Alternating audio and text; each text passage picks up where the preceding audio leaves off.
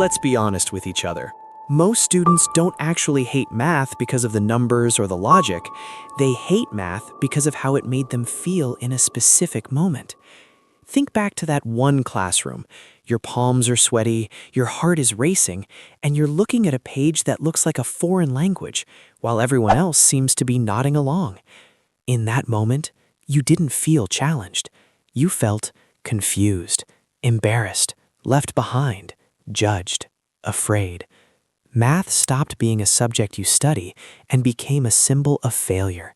But here's the secret. That feeling isn't who you are. It's just an experience you had. Today, we're going to dismantle that fear. We're going to look at exactly why math feels like a wall, and together, we're going to start rebuilding your confidence from the very first brick. The emotional truth. We treat math like it's a cold, logical subject found only in textbooks. But for most of us, math isn't just numbers on a page. It's a collection of heavy, difficult emotions. It's a library of memories that we've tried to lock away. Think about the physical reality of a math struggle. It's the moment you stared at a single algebra problem for 20 minutes. You tried. You really tried. You scribbled out lines of work. You flipped back through your notes. Erased until the paper was thin and gray. And after all that effort, you still got it wrong. In that moment, it wasn't just a wrong answer. It felt like a betrayal of your own effort. It made you feel like no matter how hard you worked, the math door was locked, and you didn't have the key. Then there's the social side of the pain. It's the bored syndrome. Do you remember that specific silence of a classroom? The teacher calls your name. You walk to the front. The floorboards creak. You pick up the marker, and suddenly your brain, which was working just fine 2 minutes ago, completely vanishes. Your mind goes as white as the board in front of you. You can feel the heat rising in your cheeks. You can hear the faint whispers or the sound of a clock ticking, and every second feels like a minute. You aren't thinking about x plus y equals 10. You're thinking about how much you want to disappear.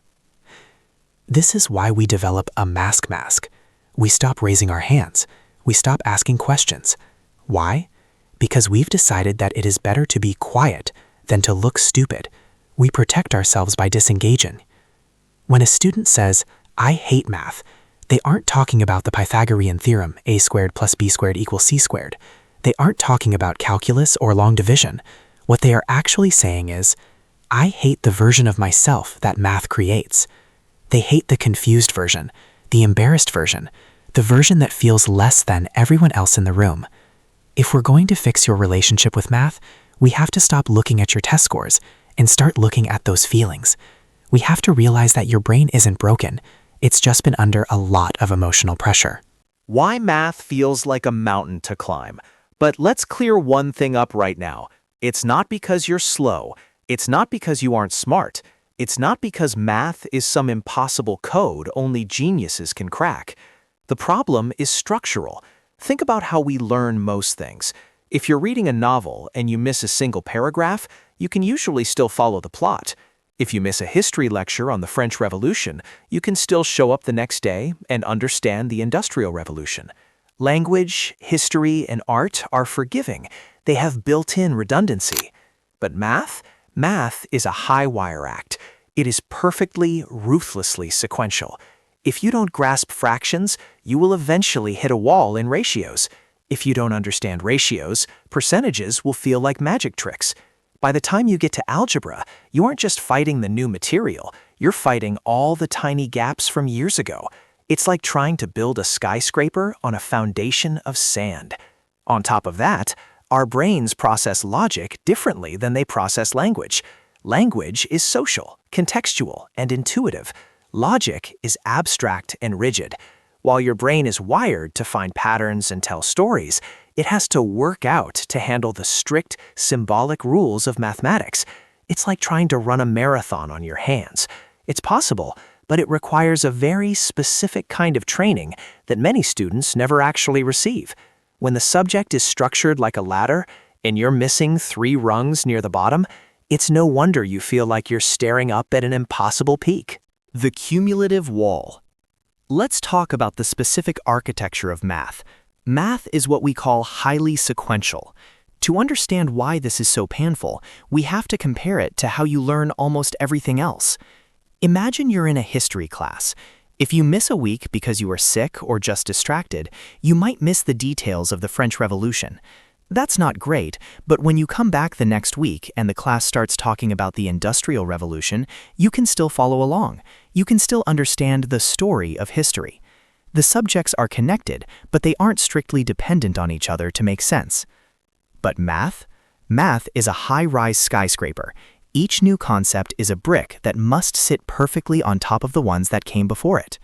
If you miss a week of math, you aren't just missing information, you're missing a tool that you need to build the next floor.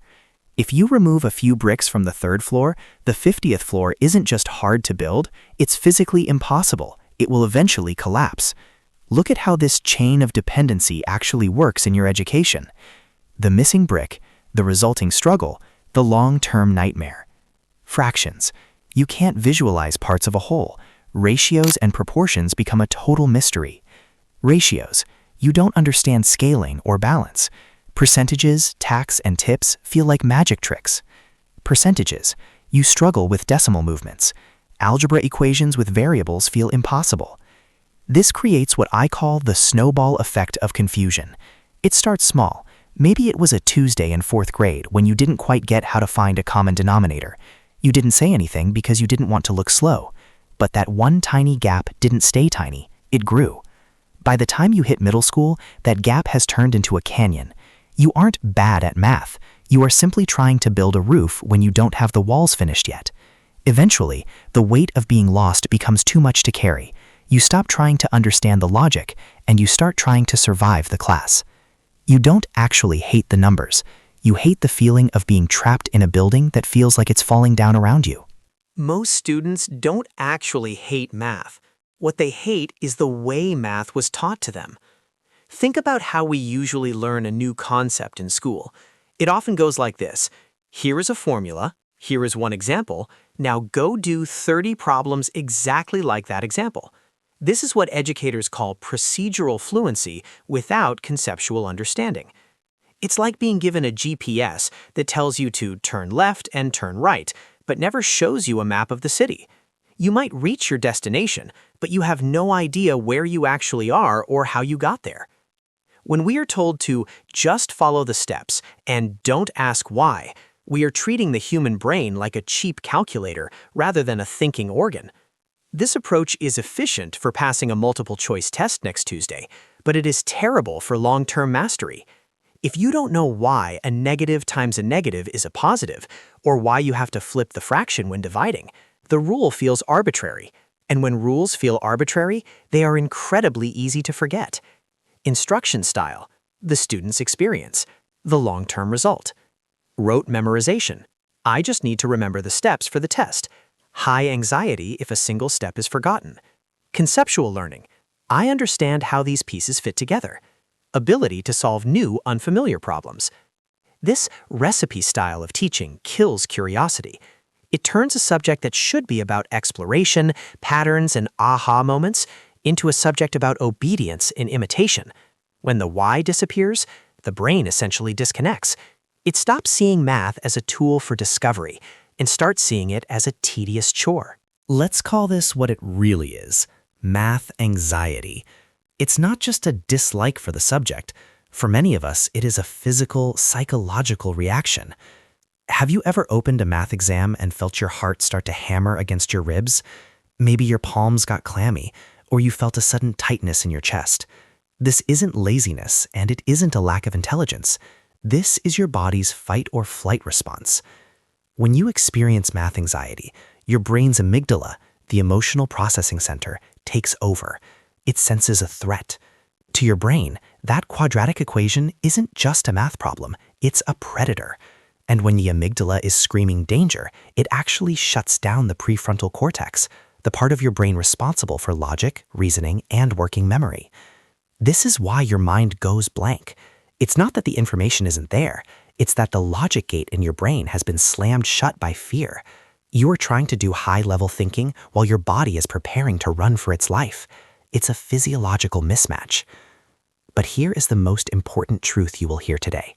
This anxiety does not mean you are bad at math. It simply means that somewhere along the way, math became tied to fear in your nervous system. Maybe it was a strict teacher, a time test that felt like a ticking bomb, or the shame of a failing grade. The good news? Fear can be unlearned. Confidence can be rebuilt brick by brick. By slowing down, removing the speed requirement, and understanding the why behind the numbers, we can teach your amygdala that math is safe. We can replace that panic with a sense of calm, steady understanding. Here's the truth that your textbooks never told you. Students don't actually hate math. Think about it. You don't hate the numbers themselves. You don't hate the way a circle is perfectly symmetrical, or the way prime numbers hide in nature. What you hate is the experience you had while trying to learn those things. You hate the suffocating weight of the confusion when the teacher moved to the next slide before you finished the first step. You hate the pressure of the ticking clock during a final exam. You hate the speed of a curriculum that treats your brain like a factory assembly line rather than a garden that needs time to grow. Most of all, you hate the comparison. You hate looking at the student next to you who seems to just get it while you feel like you're drowning in a sea of variables. You hate the lack of explanation, the way you were told to flip and multiply without ever being told why that works. But I want you to imagine a different world. Imagine what happens when you finally slow down. Imagine a world where there is no timer, no judgmental red pen, and no one racing ahead of you. When you remove the fear, math undergoes a radical transformation. Math stops being the enemy. It stops being a monster under your bed and starts becoming a language. Just like English helps you describe your feelings and music helps you describe your soul, math is the language we use to describe the patterns of the universe. It's the language of logic. It's a tool that allows you to predict the future, weigh risks, and understand the hidden structures of everything from the stars above us to the smartphone in your pocket. It is a skill, a human right, that you are allowed to learn at your own pace. There is no expiration date on your ability to understand calculus or geometry. You aren't late. You are simply on your own timeline. And once someone teaches you with patience, clarity, and the why behind every how, you'll realize that the mountain wasn't impossible to climb. You just needed the right map. This is the abstract gap. It's the space between the symbol on the board and the reality of your life. When you don't see math as a tool for life, it becomes a hoop you have to jump through just to get a diploma. But math wasn't invented to torture students. It was invented to solve problems, real, messy, human problems. It's the language we use to describe how a bridge stays standing during an earthquake, or how the algorithm on your phone knows exactly which video you want to watch next. The tragedy of modern education is that we often teach you how to use the hammer, but we never show you the house you're building. We give you the how, but we rob you of the why. And without the why, the brain disconnects. It's not that you can't do the math. It's that your brain has no motivation to store information it thinks is garbage. It's not a lack of intelligence, it's a lack of relevance. One of the biggest lies students grow up believing is this: some people are born with a math brain. We see it in movies, where the genius scribbles complex equations on a window, and we see it in our own classrooms, where one student finishes the worksheet before you've even finished reading the first problem. We've built a culture that treats math like a magical gift you either have or you don't. But let's be very clear, there is no such thing as a math brain. There is only a brain that has practiced math and a brain that hasn't practiced yet. Math is a skill, not a talent. It is a set of logical tools that you sharpen over time, just like riding a bicycle, drawing, or cooking. Think about the bicycle analogy. When you were a kid and you fell off your bike, your parents didn't look at you and say, "Well, I guess you just weren't born with the cycling gene. Better give up now." No, they picked you up, dusted you off, and told you to try again. They knew that falling was a mandatory part of the process. But in math, when you fall, when you make a mistake on a quiz or get a question wrong at the board, the reaction is often judgment. You see a red X. You see a lower grade than your neighbor. You feel the weight of expectation. That judgment makes you believe that your mistake is a sign of your identity rather than a sign of your progress. In reality, your brain is capable of something called neuroplasticity. Every time you struggle with a difficult problem, your brain is physically building new neural pathways. The struggle isn't a sign that you're failing. It is the feeling of your brain growing stronger. When you believe in the math brain myth, you stop yourself from growing because you think you've already hit your limit. You haven't. You've just been taught to fear the very mistakes that would make you better. I want you to head down to the comments right now and do something brave. Tell us the specific year or the specific topic where you first started to feel like math was a mountain. Was it long division in 4th grade? Was it the moment letters showed up in 7th grade algebra? Read through the other comments while you're there. You'll see thousands of people with the exact same story. You'll realize that your failure wasn't an isolated event, it was a systemic one. Let's build the next lesson based on what you need to hear. Let's fix this together. The abstract gap. We've all heard it. Maybe you were the one who said it. You're sitting in a fluorescent lit classroom, staring at a board covered in X's, Y's, and Greek symbols that look like alien architecture, and you ask, when will I ever use this in real life? And usually, the answer you get is a shrug and a sentence like, because it's on the exam, or because you need it for next year. Let's be honest, those answers are exhausting. They don't give you a reason to care, they just give you a reason to comply. Your brain is a high-efficiency survival machine. It is designed to filter out useless noise to save energy. When math is presented as a list of abstract rules, memorize this formula, follow these 5 steps, don't ask why it works, your brain views it as digital clutter. It sees a list of symbols with no connection to your survival, your hobbies, or your future. So it does what any good computer does with junk files. It hits delete. The right or wrong pressure. In almost every other subject, there is a gray area. If you're writing an essay for English class, you can argue a unique point. Even if your grammar isn't perfect, if your ideas are strong, you can still get an A. In history, you can interpret events from different perspectives. There is room for your voice, your opinion, and your creativity. But in math, math can feel like a binary code. It's a 1 or a 0. It's right or it's wrong. Think about the sheer precision required. One misplaced decimal point, one tiny negative sign that you forgot to carry over, one set of brackets you didn't close, and the entire house of cards falls. You could do 20 steps of complex logic perfectly, but if you slip up on the 21st step, the final answer is wrong. This creates a unique kind of performance anxiety. It makes math feel less like a playground for curiosity and more like a minefield.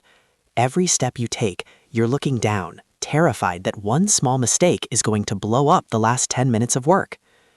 When we face this kind of perfection pressure day after day, our brain starts to protect us. It stops seeing math as a tool for understanding the universe and starts seeing it as a trap designed to expose our flaws. We begin to associate the sight of a math problem with the feeling of a red X on a paper. Subject: the safety net. English, arts. You can get partial credit for effort and original thought. Your opinion might be weak, but you aren't wrong. Math? Usually only the final result or specific steps count.